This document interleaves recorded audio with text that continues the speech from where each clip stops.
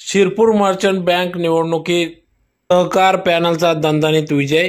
याबाबत अधिकृत असे की शिरपूर मर्चंट बँकेची निवडणूक प्रक्रिया दिनांक 25 डिसेंबर 2023 रोजी पार पडली।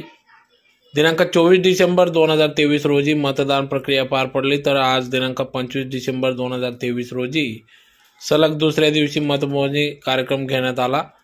यावेळेस सदर हा कार्यक्रम शिरपूर येथील कृषी उत्पन्न बाजार समिती येथील RKVY गोदामात सदर निवडणूक मतमोजणी कार्यक्रम घेण्यात आला।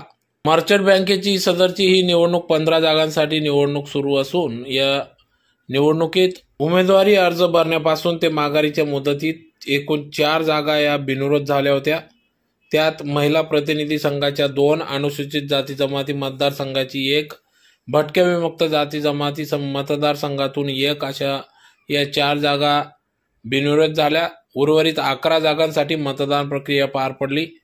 सर्वसाधारण मतदारसंघाच्या 10 जागांसाठी 15 तर इतर मागास प्रवर्ग मतदारसंघाच्या 1 जागेसाठी 3 उमेदवार हे रिंगणात होते, तर त्यांच्या सहकार क्षेत्रातील भवितव्याचा निकाल आज घोषित करण्यात आला, ज्यात प्रामुख्याने सहकार पॅनलचा दणदणीत विजय झाला।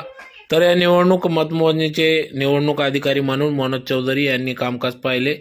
तर या निवडणुकीत सहकार पॅनलचे पॅनल प्रमुख किरण दलाल यांच्या नेतृत्वात निवडणूक लढविली गेली। तर यात शिरपूरचे नेते अमरीशभाई पटेल यांच्या नेतृत्वात सदर ही निवडणूक पुन्हा एकदा सहकार पॅनलचा विजयी झाल्याने एकच जल्लोष या ठिकाणी व्यक्त करण्यात आला। तर येत्या काळात शिरपूर मर्चंट बँकेच्या माध्यमातून सभासद वर्गांसाठी त्यांच्या सभासद हित निर्णय या ठिकाणी घेतले जातील, असा विश्वास या ठिकाणी पॅनल प्रमुख किरण दलाल यांनी आपली प्रतिक्रिया व्यक्त केली।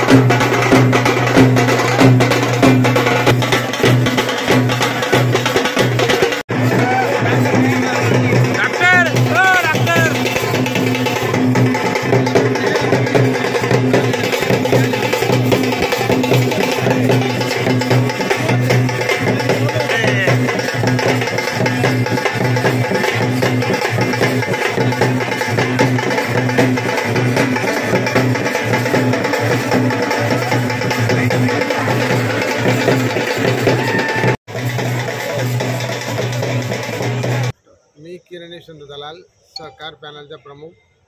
मी मर्चंट बँकमध्ये सर्वात अगोदर माझी निवड झालेली आहे आणि बँक चांगला करण्यासाठी अहोरात्र प्रयत्न करेल। जे आज बँकेवर जो दबाव लागलेला आहे तो कसा मोडायचा आणि उर्वरित त्याच्या जास्त चांगल्या प्रमाणात कशी आणायची बँक, एवढा मी प्रयत्न करेल आणि माझे संपूर्ण पॅनल निवडेल। हे सर्व पॅनल आमदार अमरीशभाई यांच्या आशीर्वाद आणि व जनतेच्या आशीर्वादाने सर्व पूर्ण पॅनल आमचे निवडलेले आहे असे मी घोषित करतो। पण निवडेलच पूर्ण, एकही आमचा उमेदवार पडणार नाही, आम्हाला अशी खात्री आहे।